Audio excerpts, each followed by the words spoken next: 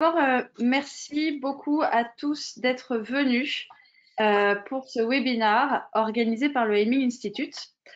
En quelques mots, moi je suis Marie-Virginie. Je suis associée au sein du cabinet Tilder et on m'a confié la très agréable tâche d'animer ce séminaire. Donc je suis très heureuse d'être là parmi vous pour le lancement du baromètre international de l'innovation. Je sais que toute l'équipe s'est investie pour arriver à ce résultat. Donc bravo, parce qu'il est très riche et plein d'enseignements et je pense que toutes les équipes d'Aiming peuvent être fières de pouvoir contribuer avec autant de force et de précision intellectuelle au débat public. Justement, on est ici aujourd'hui pour approfondir la discussion sur ce sujet, sur le rôle de l'innovation, le rôle économique, mais aussi le rôle social, comme on va le voir, et le rôle que l'innovation peut avoir dans nos entreprises et dans nos vies. Mais avant d'approfondir le sujet, je vais laisser Hervé Amar, le président d'Aiming Group, nous présenter, nous présenter un peu les enjeux de ce webinaire et je vous retrouve dans une minute.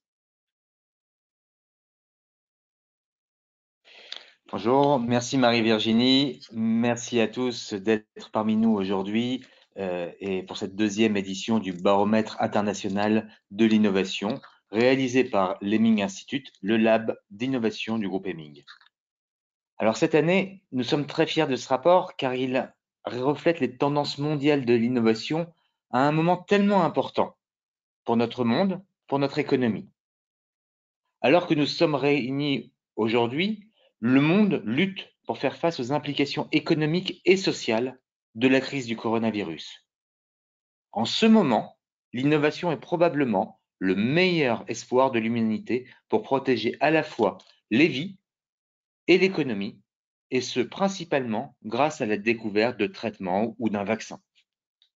Aujourd'hui, il n'est probablement pas déraisonnable de dire que la R&D n'a jamais été aussi importante. Malgré le fait que les pandémies exercent une certaine pression sur les budgets, le constat majeur que nous faisons sur ce baromètre est qu'il persiste une vue d'ensemble d'espoir et d'envie. La technologie continue d'évoluer et nous apporte des solutions nouvelles, passionnantes, qui nous permettent chaque jour de relever des défis importants. En parallèle, de nouvelles possibilités de financement commencent à apparaître. Les questions que l'on se pose par rapport à ces financements sont: est-ce que les entreprises utilisent ces possibilités de financement de manière durable? Les utilisent-elles pour construire un avenir meilleur? Aussi, la planète est confrontée à de multiples crises et les coronavirus n'en représentent qu'une petite partie. Nous en parlons depuis longtemps, les enjeux climatiques sont plus importants que jamais. Et c'est l'innovation, une fois encore, qui détient les clés pour échapper aux pires effets. Alors, les entreprises se concentrent-elles sur l'innovation durable? Qu'est-ce qui motive ces efforts? Et que faut-il faire pour améliorer la capacité des entreprises à innover durablement? Dans le baromètre de cette année, nous tentons de répondre à toutes ces questions, mais à bien d'autres encore.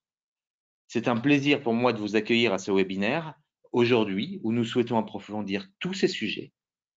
Pour vous présenter ces résultats, j'ai le plaisir d'avoir à mes côtés une équipe enthousiaste, motivée, et qui va nous dévoiler ce qui se cache derrière ces chiffres. Merci à vous. J'espère que vous apprécierez la présentation d'aujourd'hui et que ce baromètre vous sera utile.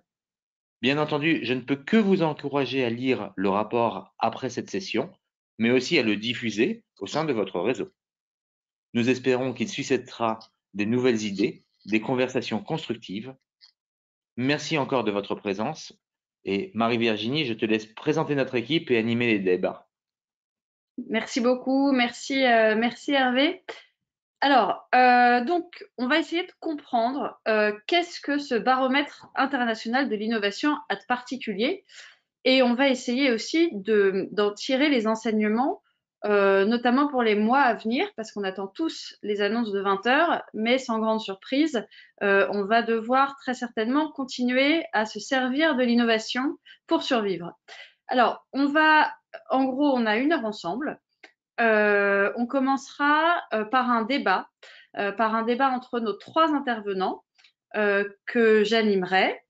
Ensuite, et c'est ce qui compte vraiment pour nous aujourd'hui, c'est qu'on va consacrer du temps pour vos questions. On va se laisser 15 minutes pour que vous puissiez avoir les réponses aux questions que vous vous posez liées à ce baromètre international de l'innovation. Alors vraiment, n'hésitez pas à les poser. Il n'y a que moi qui les vois, qui vais les lire, donc je les choisirai.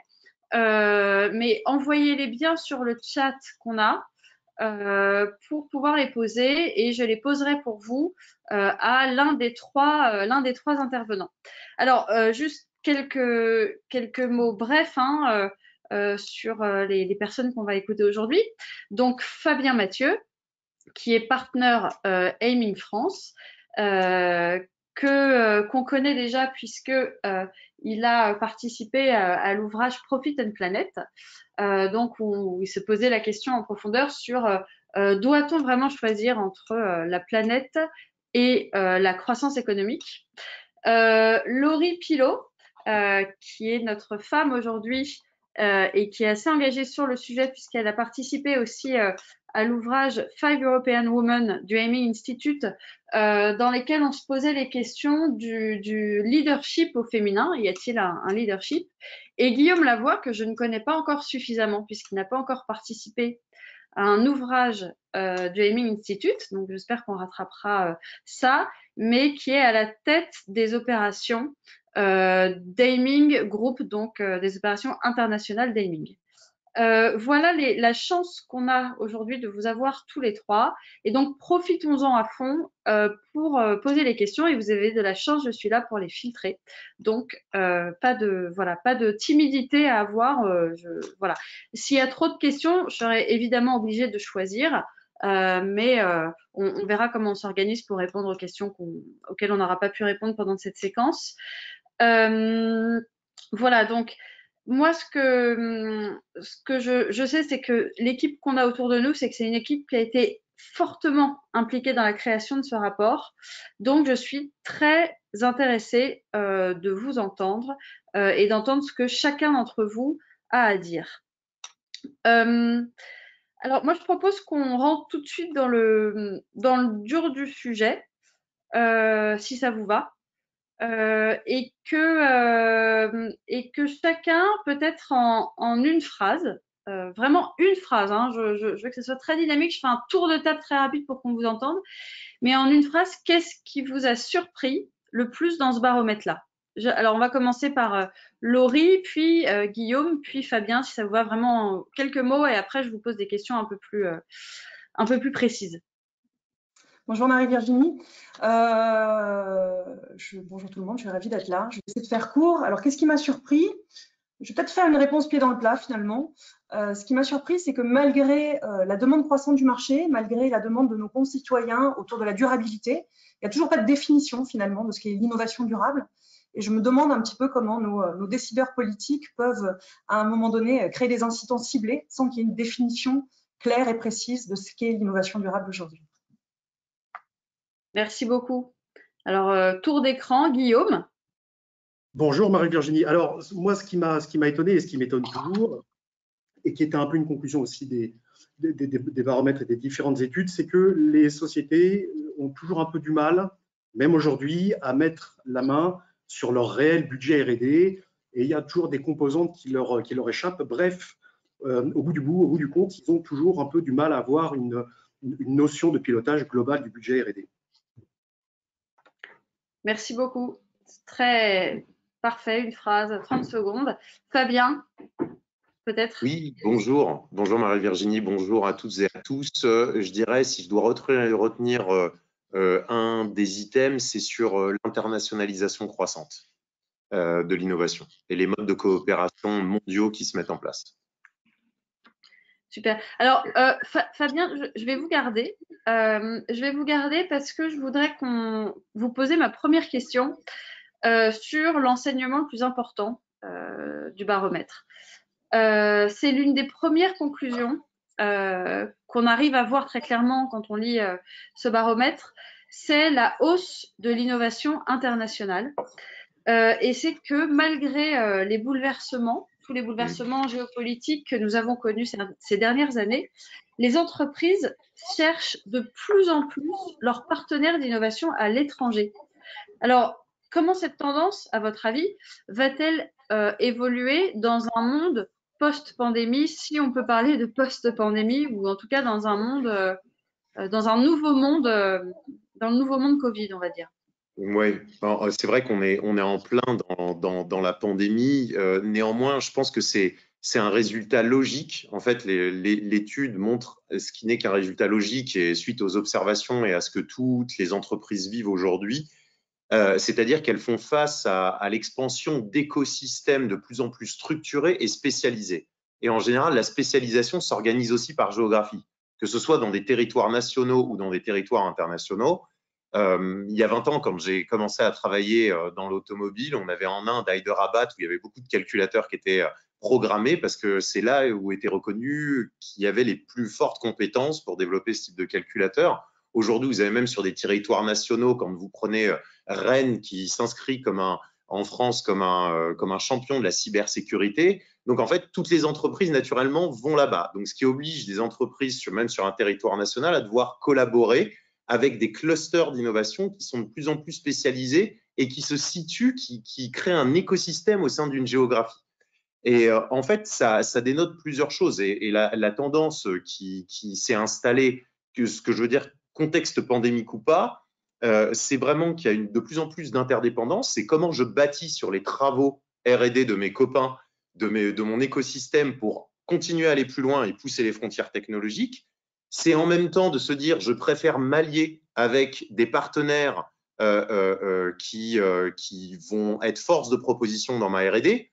Encore une fois, aujourd'hui, des grands groupes peuvent avoir peur de la disruption de petites startups. Ce n'était pas le cas il y a 20 ans ou il y a 25 ans. De plus en plus, aujourd'hui, on se dit, tiens, quelle est la startup qui va être très innovante et qui va venir impacter mon business model et peut-être disrupter mon modèle actuel. Donc, j'ai plus un intérêt à partenariser avec lui, où qu'elle soit dans le monde, plutôt que ça devienne mon ennemi. Et bien sûr, comme je le disais tout à l'heure, cette spécialisation quelque part des compétences, des savoirs par géographie, par domaine d'expertise, qui nécessite de plus en plus de créer ces partenariats, qui soient nationaux et pas nationaux. En ce qui concerne la pandémie, je pense qu'il y a eu un effet catalyseur qui s'est opéré au cours du premier confinement et du premier lockdown mondial qui a eu lieu. Les entreprises ont accéléré leur digitalisation, leur mode de coopération. Les gens qui ne connaissaient pas Zoom ou Teams avant ont appris à le découvrir. Et tout le monde se retrouve à avoir de plus en plus des modes de collaboration digitalisés. Donc, je pense même que cette tendance s'est accélérée ces derniers temps, de se dire qu'on a besoin de faire participer cette intelligence collective et les outils digitaux me permettent d'avoir des modes collaboratifs plus élaborés et qui permettent d'innover plus efficacement. Le gros risque qu'on a par rapport à cette évolution et cette tendance, c'est qu'on perd ce lien social physique. Donc, je dirais que dans le monde post-pandémie, c'est un vrai équilibre à établir entre le lien physique qui va permettre d'innover et de se rencontrer physiquement et que les équipes apprennent à travailler ensemble et travaillent efficacement ensemble parce qu'il y a du lien physique, couplé à ce lien digital qui permettra de combler et d'avoir moins de moments de saccade dans les processus d'innovation. Donc, je pense qu'on s'oriente vers un monde qui s'agence de ce point de vue-là, d'un point de vue international. Merci beaucoup, Fabien. Donc, un équilibre entre le monde physique et le monde digital. Là, pour quelques semaines, on va rester plus sur le monde digital. Laurie, je voudrais vous poser une deuxième question sur le crédit d'impôt. Parce que dans le baromètre, on suggère, enfin, ce que le baromètre suggère, c'est que si les crédits d'impôt sont l'option la plus populaire parmi les entreprises qui cherchent à augmenter leur budget de recherche et développement, il pourrait s'avérer encore plus populaire si les gouvernements les simplifient. Donc, à votre avis, comment les entreprises peuvent-elles accélérer le processus afin d'être aussi efficaces que possible? Oui, c'est quelque chose qui ressort régulièrement, hein. C'est le sempiternel débat entre comment est-ce qu'on fait pour allier la sécurité déclarative et obtenir des financements publics optimisés, maximum. Je pense qu'il y a plusieurs axes de réflexion autour de ça. Le premier, peut-être pour rebondir sur ce que disait Fabien, il y a une digitalisation autour de l'innovation, mais on peut aussi parler de la digitalisation, poursuivre et accélérer la digitalisation nécessaire des processus, les processus déclaratifs quand on est face à des systèmes de financement de l'innovation, comme dans certains pays. Ça a été très bien fait en UK, par exemple, c'est bien fait aux Pays-Bas. Il y a d'autres pays qui sont en retard. Donc ça peut être un des axes d'amélioration. Je pense qu'il y a aussi un travail à faire autour de la notion d'éligibilité d'un projet de R&D. Qu'est-ce qui est éligible, qu'est-ce qui ne l'est pas? Alors on a souvent référence, et on fait souvent référence au manuel de Frascati, mais finalement le manuel de Frascati, c'est quelque chose qui est fait par des sachants pour des sachants, et ça n'aide pas nécessairement nos dirigeants d'entreprise à comprendre ce qui est de la R&D ou ne l'est pas. Chaque pays a aussi, en fonction de sa maturité, et la maturité de ces systèmes de financement, des interprétations qui sont différentes. Je pense qu'il peut être utile dans chacun des pays d'avoir peut-être un manuel plus précis, plus clair, qui serait réédité chaque année et qui mettrait pas de la simplification, mais en tout cas de la clarification là-dedans. Ce qu'on voit beaucoup aussi quand on travaille sur des systèmes différents et lorsqu'on est confronté à des systèmes de crédit d'impôt recherche différents, c'est qu'il faut absolument que les gouvernements séparent bien l'organe payeur de l'organe contrôleur. C'est assez classique. Il faut absolument que ce ne soit pas le fisc qui valorise, mais que ce soit un organisme scientifique qui sache le faire et que derrière, le contrôle de conformité soit fait par l'organisme fiscal, si on se retrouve dans une insécurité juridique et une insécurité déclarative qui peut être importante.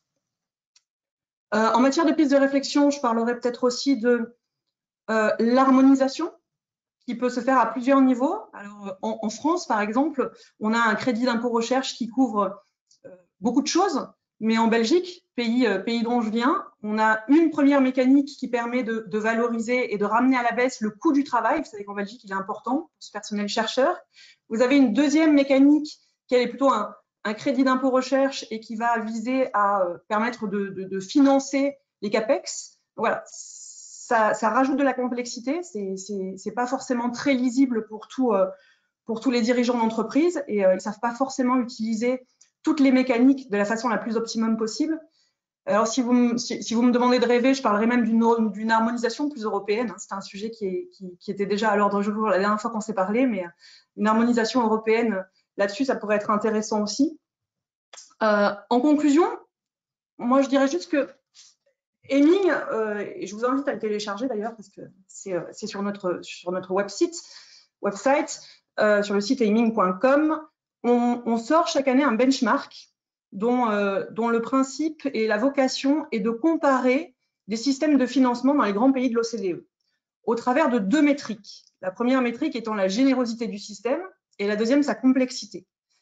Et ce qu'on voit apparaître régulièrement à titre de conclusion, c'est que dans les pays où l'intensité de R&D est la plus élevée, dans les pays où finalement les entreprises innovent le plus, on est aussi dans ces pays-là, dans les systèmes où le financement de cette R&D est le plus rationalisé. Donc, ça serait sans doute mon message aujourd'hui. Effectivement, il ne faut pas oublier le but de ces systèmes de financement de l'innovation. Ils sont là pour stimuler l'innovation dans les pays. On va essayer de passer le message à nos institutionnels. Un mot avant de passer à la question prochaine. J'ai des questions écrites qui arrivent, donc c'est super. Donc ne soyez pas timide, je peux encore en prendre d'autres. Donc voilà, n'hésitez pas à réagir, à rebondir et même à poser des questions sur des sujets qui ne seraient pas forcément abordés, mais que vous auriez vus dans le baromètre. Voilà, n'hésitez pas. Donc, Guillaume, il y a un aspect que j'ai trouvé intéressant aussi sur l'évolution du financement de l'innovation. Alors, je fais juste un petit rappel parce que le terrain, il a été fait en février et mars, c'est-à-dire pour moitié avant le confinement et pour deuxième moitié pendant le premier mois. Donc, je pense qu'on a quand même un terrain qui commence à tenir compte des enseignements de cette évolution post-Covid, enfin Covid en tout cas. Donc, Guillaume, dans ce qu'on lit dans le baromètre, c'est que le financement par fonds propres ou par emprunt a augmenté de 6% par rapport à l'année dernière, et que le crowdfunding, lui, a augmenté de près de 20%, ce qui semble absolument gigantesque. Donc, est-ce que le crowdfunding est un nouveau relais de financement qui est fiable, parce que c'est vrai qu'on l'expérimente, ou les entreprises sont-elles à la merci du financement public lorsqu'il s'agit de rechercher des améliorations qui soient vraiment significatives? Alors, je pense que Laurie vient de l'aborder. Les autres outils, enfin, tout le landscape du financement de l'innovation, il peut être constitué d'outils de financement public, privé ou participatif qui peuvent être chacun, quand on les prend isolément, fragiles. Là, et particulièrement dans un contexte Covid, les entreprises, elles vont quand même chercher à renforcer ce financement parce qu'elles vont considérer que certains types de financement vont s'appauvrir. Il peut y avoir une baisse d'investissement de R&D, donc de crédit d'impôt recherche. Il peut y avoir des subventions qui ne tomberont pas. Donc, je pense que les entreprises ont soif et sont avides de relais de financement d'innovation. Et en ce sens, le crowdfunding en fait partie parce qu'il permet rapidement de lever des fonds ou de lever des ressources sans être tributaire soit d'un calendrier fiscal ou d'un calendrier d'appel à projet. Bref, on retrouve une certaine forme de souplesse dans l'accessibilité qui avait fait notamment le succès du crédit d'impôt recherche. Alors, si ça attire de plus en plus les entreprises, c'est encore relativement ciblé, le crowdfunding. Je pense que tout le monde n'a pas conscience que ça existe, tout le monde ne sait pas comment ça marche. Il reste encore des barrières à l'entrée qui sont en train de se lever. Et je pense qu'elles se lèvent notamment par une plus grande offre. Donc, il y a quand même beaucoup de plateformes, beaucoup d'opérateurs, beaucoup d'acteurs qui proposent des solutions qui vont être de plus accessibles, de plus compétitives. Aujourd'hui, enfin, historiquement, ces solutions, c'était quand même un peu réservé aux PME un petit peu technologiques, qui a confiance dans le web, qui a confiance dans des plateformes. Ils ont été aussi locomotives, ils ont été aussi moteurs pour développer toutes ces offres et ces plateformes jusqu'à ce que ce devienne quelque chose, comme vous le disiez tout à l'heure, de relativement fiable et qui gagne aussi ses lettres de noblesse, de relais et de briques qui vient en complément de tout le reste, des subventions, des tax incentives et qui vient aussi renforcer le côté financement complet et global de la R&D et de l'innovation. On parle beaucoup de crowdfunding, c'est un sujet aussi qui peut faire peur pour des raisons. Alors moi, l'argument que j'entends souvent, c'est « Ah oui, mais est-ce que ce n'est pas un risque de perte de gouvernance ?» Dans la subcatégorie du crowdfunding, on entend parler aussi du crowdlending qui permet non plus d'ouvrir le capital ou de lever des fonds, mais qui permet d'aller financer un projet. Une fois de plus, ça permet, comme on disait tout à l'heure, de ne pas plus être à la merci ou d'être moins dépendant des aides publiques, d'avoir un peu plus de capacité d'autofinancement, parce que c'est quand même le mode privilégié des entreprises. Le crowdlending, lui, il va permettre de financer des projets, donc peut-être de se démocratiser un peu, de sortir un peu du numérique, qui a un appétit très fort pour ce genre de choses, et puis peut-être aller conquérir des profils de société qui soient un peu moins PME et puis un peu plus CTI. Donc, en conclusion, oui, il faut que ça soit, c'est de plus en plus considéré comme un outil fiable et qui fait partie de la panoplie de financement et qui devrait, oui, continuer sa croissance. C'est très clair, merci beaucoup. Comme j'ai envie qu'on aborde tous les sujets, je vais essayer de passer tout de suite à un autre point qui a été abordé pendant l'élaboration du baromètre, c'est l'augmentation du nombre d'entreprises qui acquièrent des petites entreprises innovantes comme forme d'investissement alternatif. Alors Laurie, je crois que cette question, elle est pour vous. Je la laisse d'ailleurs s'afficher sur l'écran en bas. Mais qu'est-ce qui motive, selon vous, cette acquisition de petites entreprises et est-ce que vous pensez que cette tendance va se poursuivre? Oui, je pense que cette tendance doit et va se poursuivre, tout d'abord, et pas nécessairement uniquement au titre d'acquisition de participation directe de grands groupes dans des startups. Il y a de plus en plus, on parle de plus en plus d'open lab aussi, où finalement les grands groupes vont créer des espèces d'incubateurs au sein même de leur organisation pour permettre d'accélérer. Et on se retrouve avec des startups qui, dans les suites, soit sont rachetées par ces grands groupes, soit interviennent et se font totalement dans l'écosystème de ces grands groupes au titre de sous-traitance. Donc, la tendance, oui, il faut qu'elle perdure. Qu'est-ce qui motive cette acquisition maintenant? Je pense qu'on est vraiment dans un cercle vertueux et que l'intérêt, il est des deux côtés assez clair. Pour un grand groupe, investir dans une start-up, c'est investir dans une structure plus agile, plus flexible. Aujourd'hui, les grandes entreprises, elles ont besoin d'être collées au marché, ils ont besoin d'être à l'écoute de ce marché, c'est là où il faut être. Et ils vont se servir de ces startups pour améliorer, faire de l'innovation et améliorer l'expérience usagée, l'expérience client. Ils vont aussi, très souvent, ça on oublie de le dire, mais être intéressés par les ressources, la compétence, les talents qu'il y a dans ces startups. Ils vont aussi très souvent être intéressés par la capacité qu'ont ces startups d'aller très très vite au go-to-market, notamment on le voit avec des grandes sociétés qui vont investir dans des incubateurs ou investir dans des startups en Asie. Donc ça permet de faire des tests sur des projets d'innovation de manière très très rapide, beaucoup plus rapide aujourd'hui que ce qu'ils sont capables de le faire en interne. Et pour la startup, évidemment, son intérêt, ça va être un intérêt financier, premièrement, mais pas que.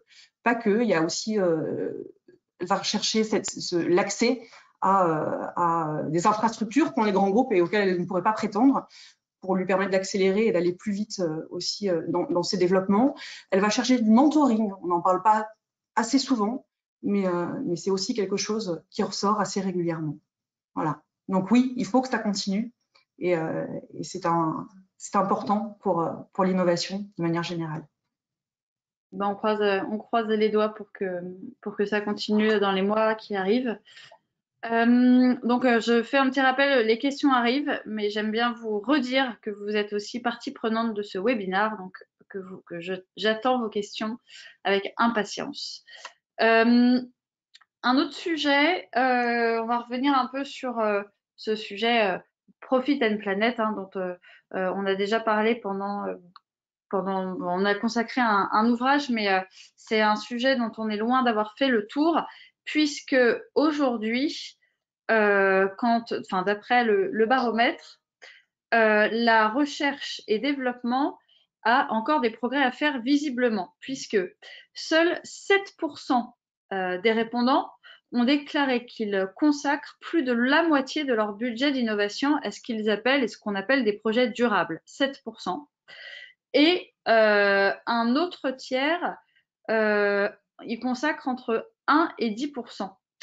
Alors, Fabien, du coup, ma question est simple, c'est celle qui s'affiche en bas de l'écran. C'est qu'est-ce qui empêche les entreprises de combler de réconcilier profit et planète? Ça nous rappelle des bons souvenirs du début d'année. C'est vrai que le livre, on l'a coécrit avec Gilles Vermaux-Desroches avant la pandémie. Donc, et je pense que c'est toujours d'actualité. Je pense même que le propos qu'on a développé dans ce livre est d'autant plus d'actualité avec la crise que nous avons traversée. Par rapport au baromètre et à ces résultats, déjà, je me dis qu'en premier lieu, il faut un peu saluer la belle c'est pas une si mauvaise performance que ça. J'atténuerai un peu la chose, c'est-à-dire que il y a 20 ans, on n'imaginait pas, les gens faisaient de la RSE quelque part pour faire bien, parce que ça donnait un peu une image marketing par rapport à ça. C'était on fait de la RSE pour faire bien. Aujourd'hui, je pense qu'il y a de plus en plus, et c'est notamment ces sociétés-là qui sont encore petites, en effet, les 7% qui investissent plus de 50% dans l'innovation durable, pour plus de 50% de leur budget R&D, elles ont pris ces leaders, ces pionniers, en fait, et on est toujours dans l'effet de comment ces pionniers vont entraîner un peu la masse silencieuse qui est malgré tout sur le marché. On est passé du faire bien, faire parce que ça fait bien, la RSE, à j'ai une nécessité d'impacter l'environnement, ma société, parce que c'est mon rôle. Donc, c'est une question de se dire, j'ai ce rôle-là en tant qu'entreprise. Et quelque part, si moi, en tant qu'entreprise, je ne le fais pas, personne ne le fera. Personne va me le dicter. Et quelque part, c'est un peu cette prise de conscience collective. Et l'entreprise est quelque part une collectivité en soi qui va générer une prise de position, une prise de valeur sur un marché avec les valeurs profondes, hein, celles qui animent nos tripes. Qui vont être empreints de ce côté impact, de ce côté je fais quelque chose pour la planète, je fais quelque chose pour mes concitoyens. L'innovation dans tout ça, son rôle, en fait, sur comment elles peuvent combler c'est en développant beaucoup plus d'innovation durable. Dans une des grosses parties de l'argumentaire du livre est aussi de promouvoir l'innovation comme étant le pont entre les profits et la planète. C'est comme établir un lien de covalence entre deux atomes et quelque part, c'est indissociable. Et c'est indissociable parce que la tendance aujourd'hui, c'est que l'innovation, qui se traduit donc dans un produit ou un service, ne peut être acceptée et reconnue, quelque part acceptée par son marché, que si elle contient des éléments d'impact pour la société, pour l'environnement. Aujourd'hui, je pense que c'est utopique de se dire, tiens, je vais faire quelque chose, je fais un projet parce que ce projet d'innovation, il a une valeur actualisée nette ou net present value ou une génération de cash qui est énorme. Si on ne prend pas en compte des critères annexes aux critères financiers, qui sont des critères qualitatifs d'acceptation du marché, tout en sachant que l'évaluation aujourd'hui des projets, dans un monde de plus en plus incertain, est très dure d'un point de vue quantitatif. Parce qu'il y a des fois, on adresse des marchés qu'on ne connaît même pas. Donc, en fait, ces critères qualitatifs d'innovation durable qui vont être de se dire comment je fais pour que la communauté accepte cette innovation et quand je décide de lancer un nouveau projet, donc un futur produit, un futur service, et que je suis dans une phase R&D assez avancée, je considère en même temps toute ma communauté, mes clients, mes employés, est-ce qu'ils vont se reconnaître dans les valeurs de l'entreprise, ou les futurs talents, les futurs candidats. Aujourd'hui, on parle beaucoup de futurs talents et c'est les futurs candidats à postuler à cette entreprise, à venir travailler pour moi en tant qu'entreprise. Et les institutions, qui sont des institutions gouvernementales, qui sont des NG, des non-governmental organizations, qui vont prendre des positions sur le marché et d'une manière générale dans l'écosystème, qui vont imposer quelque part cette tendance. Et l'imposer sainement, ce n'est pas l'imposer pour faire du greenwashing et ainsi de suite, c'est l'imposer pour se dire, à terme, tout produit ou service qui doit voir le jour doit encapsuler cette notion d'impact. Et pour ça, je dirais, il y a quelques actions au départ et des actions un petit peu des prérequis pour comment les entreprises peuvent combler ça. Ensuite, il y a plein de choses qui vont se décliner opérationnellement, mais je pense que la première chose, c'est de se dire, en tant que dirigeant, je prends conscience de ce sujet-là. Cette prise de conscience, c'est un peu comme quand on dit à quelqu'un arrête de fumer. Et tant que le fumeur n'a pas pris conscience que c'est pour son propre bien qu'il va faire la chose, il ne s'arrêtera pas. Il y a trop de facteurs à côté qui sont peut-être jouissifs. Le point, c'est comment je revisite aujourd'hui ma raison d'être. Qu'est-ce qui a fait que j'ai créé mon entreprise ou que je dirige cette entreprise ou que cette entreprise est née en premier lieu, qui va me permettre de me reposer la question pourquoi j'existe. Quelle est ma contribution quelque part? Pourquoi j'ai fait appel? Pourquoi j'ai été créé avec un besoin de marché, avec un besoin sociétal, avec un besoin environnemental, quel est le besoin auquel je réponds quand je fais mes produits et mes services? Profondément. Qu'est-ce que ça va chercher chez les gens? Ça va nous permettre de pouvoir ensuite mesurer un dirigeant. La deuxième question qui se pose une fois qu'il a commencé à revisiter sa raison d'être, c'est de se dire quel est l'impact de ce que je fais sur le bien commun, sur l'environnement. Et quelque part, le troisième item, une fois qu'on a défini et peut-être mesuré déjà, je suis même pas forcément encore dans la mesure, mais déjà au moins le définir ou le verbaliser, c'est déjà une grosse avancée, de se dire comment je projette une vision pour mon entreprise qui sort du court-termisme et qui va me permettre de dériver une roadmap de projets innovants qui vont emmener, qui vont pérenniser mon entreprise pour les 5-10 prochaines années, même si je sais qu'il y a énormément d'incertitudes dans les choix que je vais faire. Peut-être qu'il y aura des projets qui ne vont pas vivre, peut-être que j'ai la pipite de demain, mais je ne suis pas capable de la mesurer aujourd'hui. Mais je pense avec une philosophie qui sort du court-termisme, de se dire je dois avoir une payback période de 1 an aujourd'hui quand je lance un projet R&D. Je pense que c'est très difficile de pouvoir avoir des arguments pour évaluer la pérennité d'un projet, d'une idée, d'un service, d'un futur produit par rapport à ça.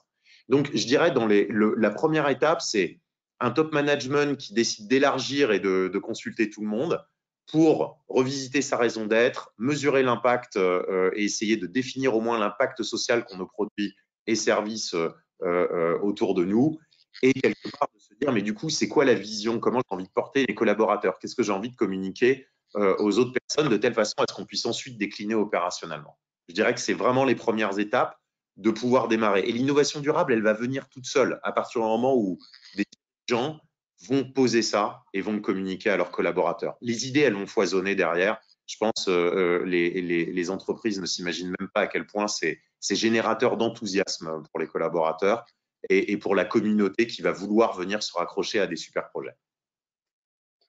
Mais justement, pour poursuivre sur cette idée, Fabien, mais peut-être que quelqu'un d'autre peut répondre, mais l'une des principales conclusions du baromètre, c'est que les gouvernements doivent s'efforcer de définir, en tout cas de mieux définir ce que c'est qu'une innovation durable.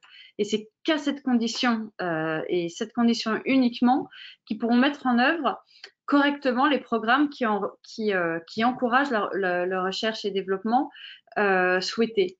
Donc, Guillaume, peut-être, selon vous, quels sont les critères qu'on devrait rajouter à la liste pour que ce soit clair, cette définition?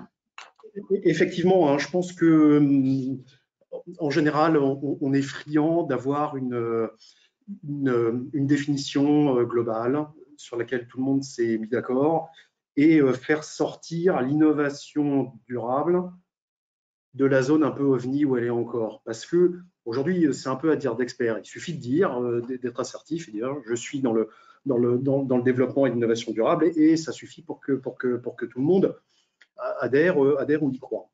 Or, on n'a pas encore atteint cette convergence où tout le monde s'est mis d'accord. C'est-à-dire qu'encore, même sur des choses qui ont été définies par des manuels comme Oslo ou Frascati, vous pouvez encore avoir des divergences très fortes d'interprétation et d'opinion. Donc, à minima, oui, il faudrait définir par critères. Et le critère, en général, il a en cela qu'il est binaire et qu'il est relativement, alors après on peut en discuter sans fond, mais qu'il est relativement irréfutable. Je pense que Fabien l'a déjà largement abordé, la notion de mesure est hyper importante. Pourquoi? Parce qu'on est vraiment dans le durable, dans de la performance, d'être capable de justifier, de démontrer qu'on est économe en ressources, qu'on est économe en matières premières, ou qu'on vise des objectifs chiffrés qui sont dans les objectifs de développement durable, hein, par exemple, mais qui sont encore un peu impalpables. Donc, on a une bonne idée de la trajectoire, mais on n'a pas encore un peu cette granulométrie d'être capable de dire je vais aller mesurer telle ou telle grandeur physique pour m'assurer que mon calcul et que l'orientation de mon financement ou des efforts que je vais mettre sur la table, il est au bon endroit. Donc, en ce sens, il faut évidemment normaliser cette notion de durable. Le point de départ, il correspond un petit peu à l'état de l'art en recherche et développement ou en innovation. C'est-à-dire à partir de quel moment on commence à compter. Donc, il faut se mettre d'accord pour être capable de compter par différentiel et puis de voir si je respecte mieux la planète, je rends l'humanité un peu plus confortable et un peu plus pérenne, il faut définir des métriques. Donc, il faut définir, arbitrer un point de départ. L'un des enjeux majeurs, c'est que le point de départ, il peut être dans le passé et que le point d'arrivée, il peut être très loin dans le futur. Donc, on va être sur des cycles de calcul, d'appréciation qui vont être un peu plus longs. Donc, il ne faut pas non plus se louper sur la fréquence et la période d'échantillonnage qu'on va regarder pour se dire à quel point on est durable. Donc ça, c'est la première chose. Comme disait tout à l'heure, Fabien a prononcé le mot de greenwashing. Oui, effectivement, il ne faut pas que ça devienne l'occasion d'y injecter tout un tas de choses qui ont l'air, quand on regarde juste une petite fenêtre, ultra spectaculaire. Mais en fait, derrière, j'ai juste fait un transfert de consommation de telle énergie vers telle autre. Puis au final, l'impact sur la planète, il est toujours le même. Mais je peux justifier pendant une petite période de temps, quelques mois, quelques années, que je passe sur ce critère de pollution ou d'autres choses. Finalement, le dernier, enfin le troisième grand critère, ça serait aussi d'être capable de prouver un petit peu l'universalité de ce qu'on est capable de proposer, de développer, d'imaginer, et puis que ça ne soit pas juste un petit patch dans un endroit qui permette de juste résoudre un micro-problème ou améliorer une micro-performance, mais qu'on soit dans une optique de plus, voilà, ce que j'ai réussi à faire, je le laisse ouvert, je fais ma petite open innovation et je la donne à tout le monde et je la donne à la communauté. Donc, en conclusion, les critères, oui, sont nécessaires, il les faut. Il faut mesurer, il faut être capable de démontrer mathématiquement qu'on apporte quelque chose, sinon tout va rentrer dedans nécessairement. Cycle de vie très long. On commence dans le passé et on finit dans le futur. On regarde le présent bien évidemment. Et c'est à ce prix-là qu'on évitera les illusions d'optique sur ce que doit être considéré le durable. Merci, c'est super.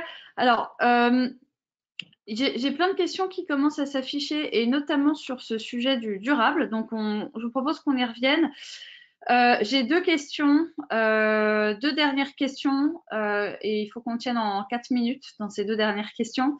Donc, je vous les pose et je vous laisse y répondre. On essaie voilà, d'être concis et avant de passer aux questions de tous ceux qui vous ont écouté. Alors, première question, première de mes deux dernières questions. Dans le rapport de cette année, on a appris que 86% des personnes interrogées estiment que leur entreprise fait assez de recherche et développement. Comment on compare ce 86% à ce que vous avez observé dans les programmes recherche et développement des entreprises? Alors, qui a envie de répondre à cette question? Je vois Laurie opiner du chef. Alors, non, je peux essayer. Je ne sais pas si je vais y répondre. Moi, personnellement, je trouve qu'on fait jamais assez de R&D, mais je comprends les réponses en même temps, parce que je pense que quand on est dirigeant d'entreprise, on sait aussi que la R&D coûte cher. Et à un moment donné, c'est toujours ce juste équilibre entre, d'accord, la pépite de demain dont parlait Fabien, mais on ne sait pas aujourd'hui ce qu'elle va rapporter. Donc là encore, j'ai envie de dire, la question pourrait aussi être comment nos gouvernements améliorent les financements de cette R&D pour donner toujours plus envie aux entreprises d'innover et leur donner toujours plus de possibilités. Super. Pas vraiment répondu. Super. Je passe à la dernière question, sauf si il y a des frustrations dans le fait de ne pas avoir répondu à celle-là. Mais je pense que cette question est importante parce que elle est tout à fait d'actualité. On rentre, enfin, une grande partie des personnes présentes aujourd'hui vont boucler leur budget pour 2021. Et donc, quel serait le conseil que vous leur donneriez tiré du rapport de cette année? Peut-être Fabien, un conseil? Je pour dirais, bien pour bien boucler l'année et préparer l'année prochaine, c'est de ne pas être trop timide. On est dans une phase où tout le monde recherche du cash. Faut pas, je pense qu'on est dans une phase où on peut faire les deux. On peut très bien lancer des plans d'économie et ne pas remettre en question tout le long terme. Donc en fait, on voit que la R&D est grandissante, on voit des dispositifs qui se mettent en place dans certains pays où ça n'existait pas auparavant. Donc il y a cette incitation à vouloir aider la R&D. J'aurais tendance à dire, essayez de profiter de tous les systèmes que vous pouvez avoir d'incitation à la R&D, de bien les filtrer dans vos budgets de telle façon à ne pas se priver de lancer des projets qui, en effet, peuvent être impactants et décisifs pour le futur. Dans toute crise, il y a aussi des opportunités. Il faut réussir à les voir et à les financer. Donc, j'aurais tendance à dire, ne soyons pas que sur le côté plan d'économie. Et néanmoins, il y a besoin de le faire. Et je pense que toutes les entreprises le font. Et c'est sain et c'est une bonne gestion à mon père de famille. Mais il y a un côté où il y a quelques choix qu'il ne faut pas… auxquels il faut prendre et des décisions courageuses quelque part qu'il faut prendre en termes de R&D. Et pour ça, il est toujours possible de trouver les bons financements pour aider un budget 2021. Guillaume Laurie, vous êtes d'accord avec ça? Si je peux juste rajouter quelque chose, je suis tout à fait d'accord avec ça. Mais je pense aussi qu'il faut rappeler qu'il faut penser au financement avant même de démarrer les projets. Parce qu'on a beaucoup parlé des crédits d'impôt qu'on peut obtenir après coup, après que le projet est démarré. Mais il faut savoir que les régions, que les États, que l'Europe subsidient aussi toute une série de projets, financent des projets. Mais pour ça, il faut faire la demande. Il faut vraiment un réel business plan et faire la demande avant même que le projet soit démarré parce que c'est le fondement même de ces subsides. Hein. C'est d'aider au financement. Vraiment réfléchir à ça en amont, en même temps que ce qu'on réfléchit à son innovation de manière générale. Super. Du coup, on a pas mal de questions. Donc moi, je vais vous en être l'interprète. Je vais vous demander de vous auto-désigner peut-être dans les réponses, même si certaines s'imposent dès la lecture de la question. Alors, bonjour. Donc j'ai 2 questions au regard de la pandémie, évidemment. 1. On a l'impression que la France est à la peine en termes de recherche et développement sur les traitements préventifs ou réactifs contre le Covid. Quelle est la vision de nos intervenants? Par ailleurs, la pandémie va-t-elle induire à long terme une augmentation de la recherche et développement dans le domaine de la santé ou finalement les équilibres resteront-ils inchangés? Alors, qui a envie de répondre à cette question? C'est pas facile. Guillaume. Oh là là, vaste sujet.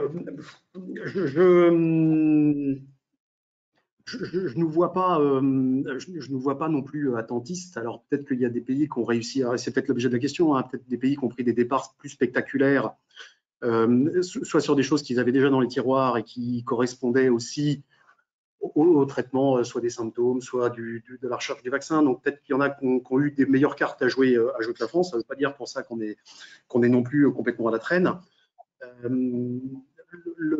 Est-ce que après ça, l'industrie pharma santé en général va devoir se réadapter au Covid? Oui, je pense que on s'est aperçu des limites quand même du système. Je pense que ça a fait pas mal de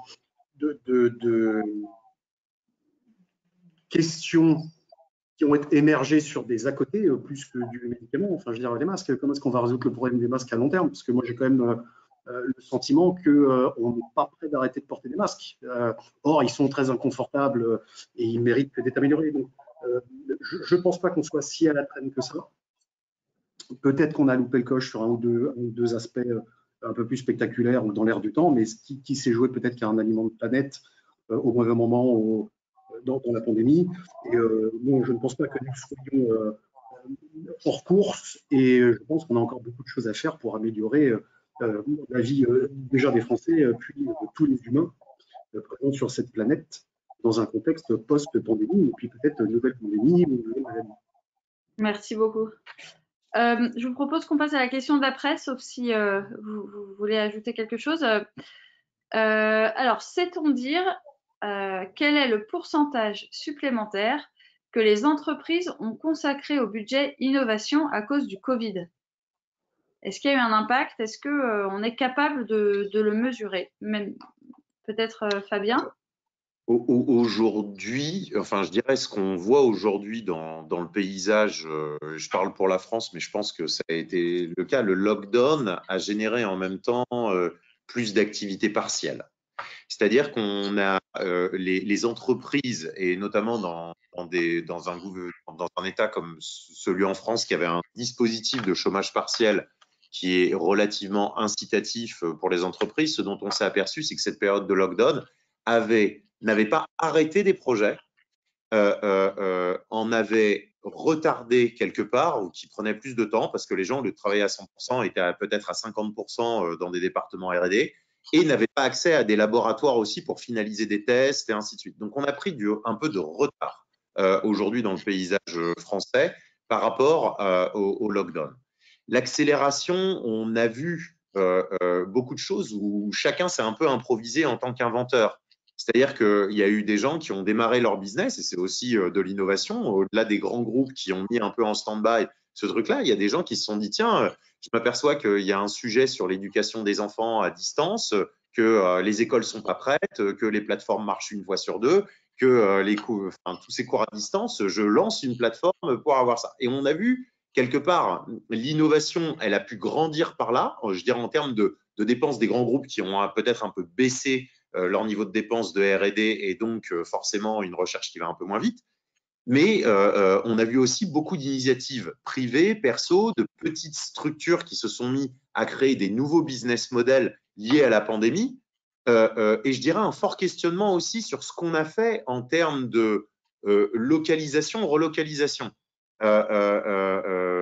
J'ai écrit un papier pendant le Covid justement lié à ça, et c'est vrai que je ne sais pas que j'ai été ravi, mais je sentais qu'il y avait quelque chose qui était en train de se passer qui allait se passer au niveau relocalisation. Et c'est vrai qu'aujourd'hui, d'avoir quelque part un marketing proche d'une R&D et proche des endroits de distribution, on est typiquement dans ce qui se passe aujourd'hui et dans la 4e révolution un peu industrielle. C'est-à-dire de dire, je fais de la masse customisation à un moment donné, je fais de la customisation sur de la production de masse en étant plus proche, en ayant des cycles plus courts de recyclage d'objets. Beaucoup de grandes entreprises se proposent même comment je vais collecter même des déchets chez les particuliers, et des déchets dont vous n'avez pas imaginé, pas les déchets courants que vous mettez dans votre poubelle, des choses dont les gens ont envie de se débarrasser. Donc en fait, on se retrouve dans des schémas où ça a fait émerger beaucoup plus d'idées aussi sur des nouveaux business models qui sont plus cycle court, donc en même temps plus durables, qui sont locaux, qui sont avec un impact direct.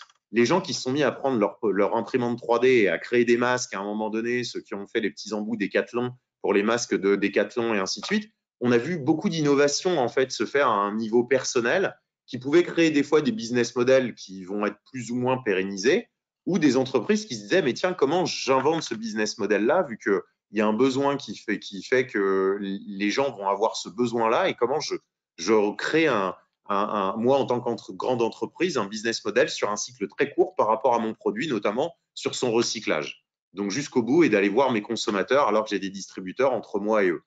Donc, en fait, cette R&D, elle a été un peu épars sur des projets traditionnels un petit peu baissés, sur d'autres, des nouvelles idées qui sont mis à foisonner et qui dérivent aujourd'hui sur certains business models plus ou moins pérennes.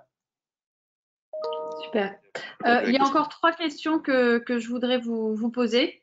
Donc là, j'en ai une pour Laurie. Est-ce que les startups recherchent auprès des grands groupes un financement, des infrastructures plus importantes, et quel autre élément? Je crois que voilà, on a besoin d'un tout petit complément d'infos là-dessus. Quel autre élément? Oui, je pense que les infrastructures et le financement, c'est les 2 éléments clés, mais pas que ça. Encore une fois, je l'ai dit à la Toussaint, je pense qu'on peut le développer. Aujourd'hui, la notion de mentoring est très importante aussi. On voit que les startups ont besoin, vous savez, être dans une startup, c'est être agile, c'est avoir des dirigeants qui vont vite, qui sont très techniques, mais grandir à un moment donné, c'est aussi pouvoir bénéficier, et Fabien en parlait, d'un marketing fort, pouvoir bénéficier d'un réseau important et pouvoir bénéficier de conseils en termes d'expansion, en termes de développement qui sont extrêmement importants, de formation. C'est très important aussi. Et je pense que les grands groupes aujourd'hui sont bien plus équipés que les petites startups pour faire ça. Donc c'est vraiment, on est dans de la création de valeur circulaire finalement. Hein. C'est un peu ça. Et ça va bien avec le Covid aussi, parce que finalement, ce qu'on a tous vécu en qualité de dirigeant d'entreprise aujourd'hui, c'est se retrouver à être obligé de prendre des décisions rapidement, à séparer le grain du vrai, aller vite. Ça, c'est cette agilité, les grands groupes ne l'avaient plus. On a été obligé de travailler un peu en mode start-up aussi. Et voilà, eux, je pense qu'ils recherchent justement cette stabilité, ces conseils, cette structure qu'ils n'ont pas, structure même dans la façon de développer des projets qu'ils n'ont pas nécessairement dans leur structure plus agile. Super.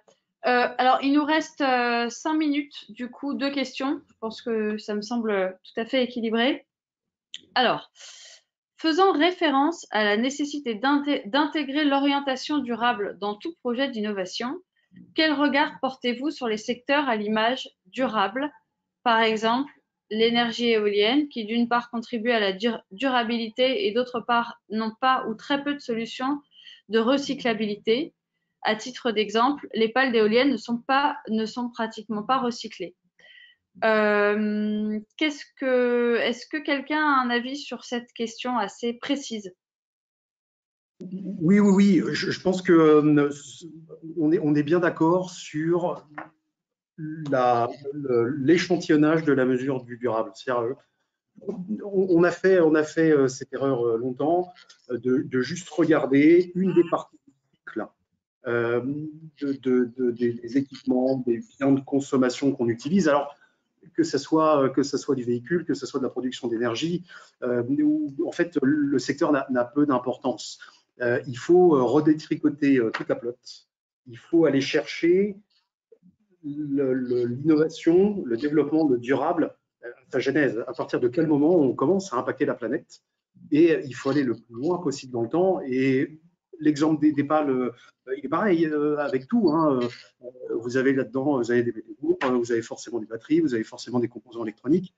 C'est pas juste en regardant combien on va économiser de mégawatts avec du fuel, avec du charbon ou avec du nucléaire. Il faut comparer l'entièreté du cycle de vie depuis la naissance jusqu'à la destruction. Et c'est effectivement l'un des enjeux, c'est-à-dire ne pas substituer la consommation d'une énergie ou d'une ressource ou d'esquinter la planète à tel endroit et de le faire, de loger à un autre endroit ou d'aller exploiter une autre ressource à un autre. Donc effectivement, plus la période qu'on regarde pour faire les calculs est longue, plus les calculs seront fiables et plus on pourra définir et démontrer du durable. Merci beaucoup. Alors, une dernière question, toujours sur le durable, qui a suscité pas mal d'interrogations. Et merci pour la qualité des questions. C'est super d'avoir un auditoire aussi attentif et pertinent. Alors, sauriez-vous expliquer si une démarche d'innovation durable doit s'attacher à la vocation durable du produit fini ou sur la façon dont il est fait? J'ai l'impression que la réponse va être les deux, mais c'est une intuition. Je veux bien élaborer quelques éléments, mais en effet, quel est l'impact que porte le produit dans sa finalité, dans la finalité de son utilisation, le produit ou le service, et en effet, comment il a pu être conçu. C'est-à-dire que je dirais le comment, il est aussi important que la finalité. On est un peu sur la même tendance que sur la question précédente. Je prends des pays qui étaient très forts en diesel, comme nous, comme l'Allemagne, comme la France, comme l'Allemagne, à se dire, on a assisté à quelques diesel bashing. Aujourd'hui, on se pose des questions sur l'électrique, le recyclage des batteries, et ainsi de suite. Et donc, et comment elles sont produites? Elles sont produites très loin d'ici. Pour refaire un véhicule dit durable en France, on doit importer des batteries de la Chine. Donc, il y a aussi le comment versus le produit. Un exemple assez caricatural un peu que j'ai connu au supermarché. Il y a plein de rayons bio maintenant dans les supermarchés. C'est assez massif le nombre de rayons bio qu'il y a dans des supermarchés, même des supermarchés très traditionnels. Et à un moment donné, un monsieur était à côté de moi, j'étais en train de choisir des fruits et des légumes, et qui dit, mais vos carottes, elles viennent d'où? D'Espagne, a répondu le vendeur. Et il dit, mais on ne produit pas de carottes bio en Bretagne? Et il lui pose la question comme s'il savait la chose. Donc, je pense qu'en effet, le comment de cette production comment la carotte est arrivée ici a autant d'impact que le fait de se dire bah, tiens, je mange une carotte bio, j'ai une carotte bio ou je fais ma soupe avec une carotte bio. Mais si la carotte bio elle a été produite à 10 000 km d'ici, peut-être que son impact carbone, en effet, sur la chaîne de mesure, et je dirais c'est du end-to-end, c'est du point à point, du point de départ jusqu'à la fin qu'il faut en effet pouvoir mesurer ça, comme le disait Guillaume. Et je pense que du coup, le procédé est aussi important que l'objet final. Je ne sais pas si j'ai réussi à illustrer avec cet exemple-là qui m'est venu à l'esprit au moment de la question, mais c'est un peu ça. Un bel exemple de la carotte bretonne et de la carotte espagnole. Merci beaucoup. Il est 15 heures et on a terminé. Alors, je voudrais vous remercier, Laurie, Guillaume et Fabien. Merci vraiment, c'était super intéressant, super spontané et très sincère comme réponse. Je voudrais aussi remercier tous ceux qui nous ont écoutés, qui ont posé des super questions et qui ont montré un vrai intérêt sur ces sujets. N'hésitez pas, si vous avez trouvé ça intéressant, non pas à en parler autour de vous, puisque c'était une seule édition, mais si vous avez envie d'en parler sur vos réseaux sociaux, sur LinkedIn, sur Twitter, sur Instagram, n'hésitez surtout pas. Gardons le lien et puis gardons le moral suite aux annonces de ce soir. Merci infiniment à tous. Je mets fin à ce séminaire, mais la conversation peut continuer par mail. Vous avez les mails qui se sont affichés sur le slide précédent et un rappel de tous les pays qui sont concernés par l'innovation, innovation moteur du groupe Aiming, précurseur sur toutes ces réflexions. Merci à tous les trois et merci à vous tous qui étiez avec nous aujourd'hui. Bonne journée. Merci. Merci à tous. Merci beaucoup. Merci. Au revoir. Au revoir.